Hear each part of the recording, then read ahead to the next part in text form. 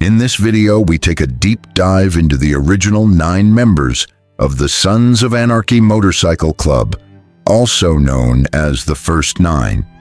These men laid the foundation for SAMCRO, the club that later became the core of the series. Before settling in charming California, the group originated in Northern California in 1967. The show's creators, including Charlie Hunnam and Ron Perlman, even approved a prequel titled The First 9, focusing on their backstory. So, who were these men? They were the founding members of SAMCRO, who eventually made charming their base after starting in the North. One of the key figures was John Teller, a man of big ideas and strong ideals. Teller envisioned a different path for the club, one that didn't rely on guns and violence. As a Vietnam War veteran, he returned home with a deep understanding of peace, liberty, and personal freedom. These values became central to his vision for the club. John was not just intellectual, he was also street smart and could sense the danger of getting involved in gun trafficking. Eventually, he believed the club had strayed from its original purpose and was willing to sacrifice everything, even his life, to redirect its course.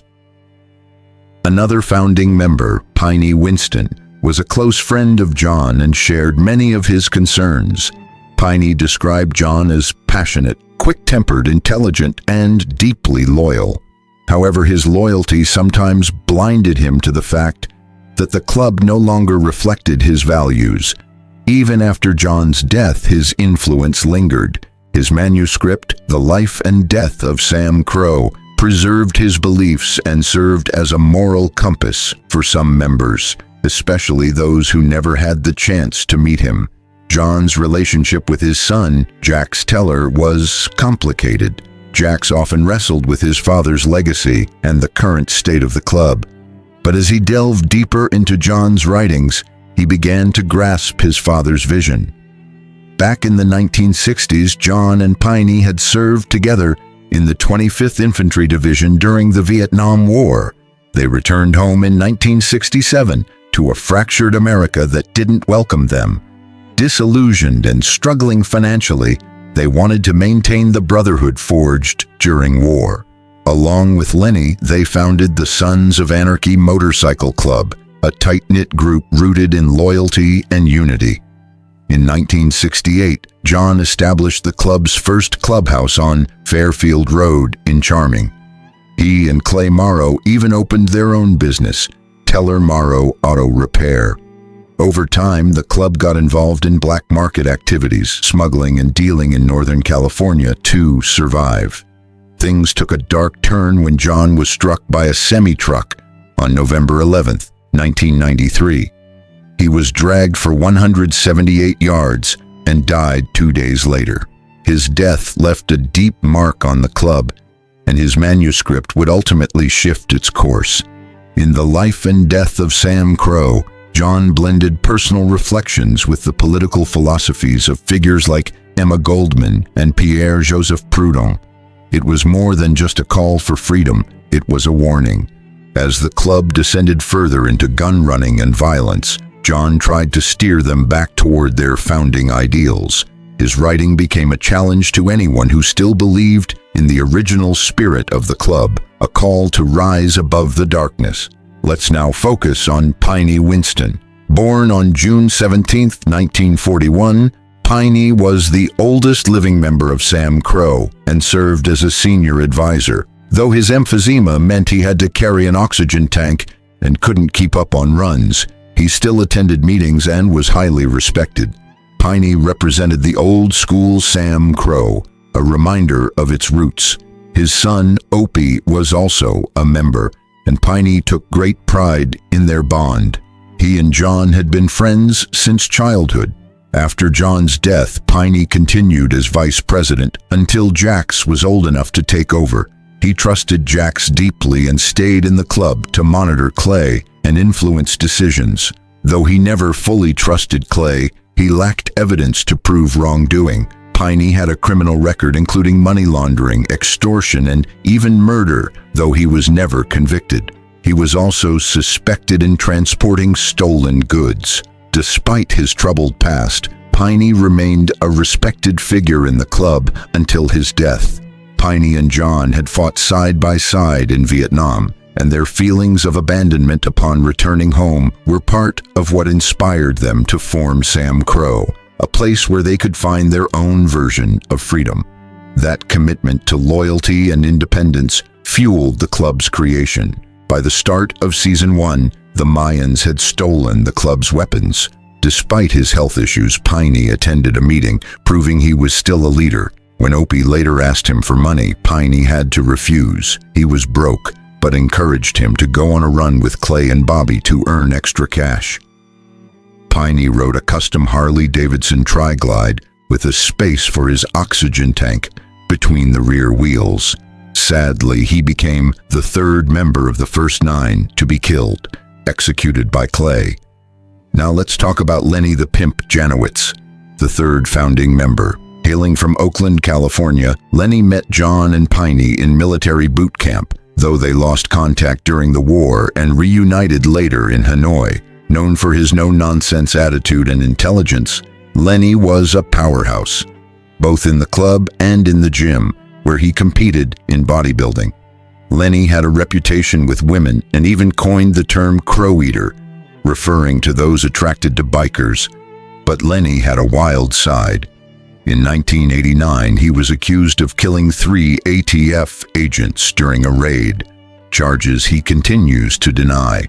He's now serving a life sentence in Stockton State Prison, but remains influential, making deals with the Russian mafia. In 2006, Lenny was diagnosed with laryngeal cancer from heavy smoking and had his vocal cords removed. Still, he continued to pull strings from behind bars. He was a key figure in SAMCRO's rise, sharp, confident, and magnetic. His legacy remains strong within the club. Now back to the 1960s. A young Irishman named Keith McGee came to the U.S. with nothing but his motorcycle. He traveled from New York to California, frequenting bars and motels, until fate brought him together with John, Piney, and Lenny. They founded the Sons of Anarchy, a brotherhood built on loyalty and shared trauma.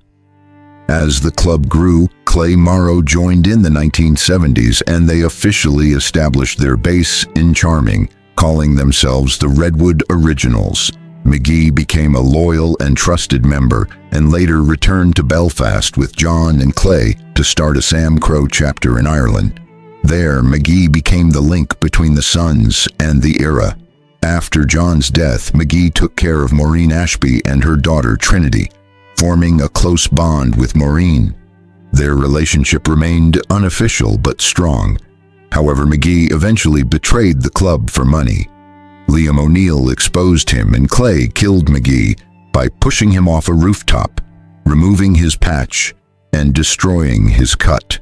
Before leaving Belfast, Clay gave Maureen McGee's first 9 patch, marking the end of his legacy.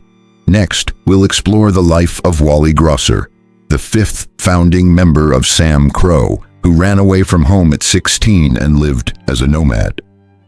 Turning to crime and brotherhood, the origins of SAMCRO's founding members. Wall Ally resorted to crime as a means of survival.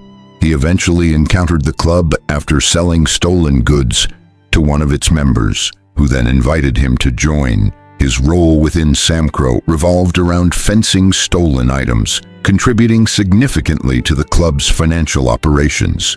Tragically, Wall Ally took his own life in 1986 after being diagnosed with liver cirrhosis. Thomas Uncle Tom Whitney was the 6th member to join SAMCRO in 1968.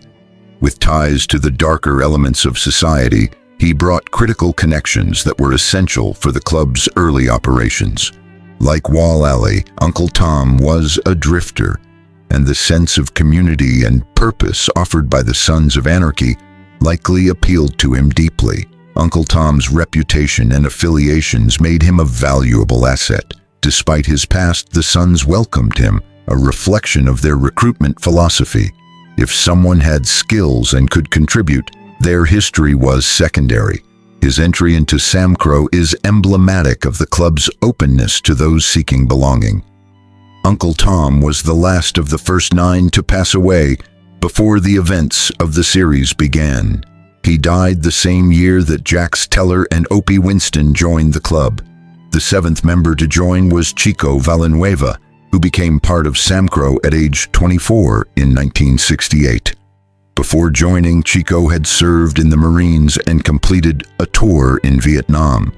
With no life to return to post-war, he spent his time riding up and down the coast, from Mexico to Oakland. During these rides, he worked with his cousins, smuggling marijuana, enjoying the freedom of the open road. It was during one of these trips that he met the Sons of Anarchy, who were immediately impressed with his skills and invited him to join. His ties with the Mayans Motorcycle Club soon made him an irreplaceable contact. Vietnam left a lasting impact on Chico, and like many veterans, he struggled to adjust to civilian life. He found healing in the freedom of riding, which helped him cope with the trauma. Tragically, Chico died in a motorcycle accident in 1976 at just 32. Despite his early death, Chico's legacy endured. He was known for his riding ability, loyalty, and for establishing a key relationship with Marcos Alvarez, president of the Mayans. His story highlights the challenges veterans face and how motorcycle clubs can provide them with purpose and connection. Lil Killer and the rise of Otto Moran. Otto Moran, known as Lil Killer, was the 8th member to join SAMCRO, not to be confused with Otto Delaney, who joined later and was nicknamed Big Otto. Lil Killer met the Sons during a Memorial Day ride in La Honda, California. Though small in stature, his fearless attitude and work as a bouncer in Modesto caught the club's attention. Eager to join, he rode with them on trial. He quickly proved his worth by arranging security gigs for the club, with emerging music acts, earning extra income and making valuable connections. His nickname stemmed from an incident at a music festival where he reportedly killed a 300-pound man with his bare hands. Lil Killer became a key earner for the club, but struggled with a gambling addiction. In 1985, his body was found in the Sacramento River under suspicious circumstances. The true cause of death was never confirmed, though foul play was suspected. His loss deeply affected the club. Despite his small size, Lil Killer earned respect for taking on and defeating much larger opponents. He often helped mediate disputes with rival gangs. Beneath his tough exterior, he was a devoted family man and talented guitarist, frequently playing at club gatherings. His death shocked SAMCRO. Some believed gambling debts were involved, others suspected an internal power struggle. Regardless, his memory remains honored. He was remembered as a loyal, dedicated member who always gave his all for the club. Clay Morrow, Ambition, Power, and Tragedy. Clay Morrow, the 9th and final original member of SAMCRO, stands out as one of the most complex and dangerous figures in the club's history. Born February 14, 1949, Clay had already cemented his role in the club by the series' start. By season 4, he had lived in charming California for 31 years. Though not a combat veteran like many of his brothers, Clay was ambitious and quickly proved himself a capable and ruthless leader. He served in the Army Airborne from 1969 to 1972, earning the parachutist emblem he proudly wore. Upon returning from Vietnam, he rejoined SAMCRO and worked closely with club founder John Teller to establish the Teller Morrow Auto Shop. This partnership marked the beginning of his ascent in the club hierarchy. By the mid-1980s, Clay was deeply involved in criminal activities, including the gun-running business that would come to define the club. After John Teller's death in 1993, Clay assumed the presidency of the charming chapter, leading the club into darker territory. His expansion of SAMCRO's criminal ventures created tension with John's son, Jax, who envisioned a different future for the club.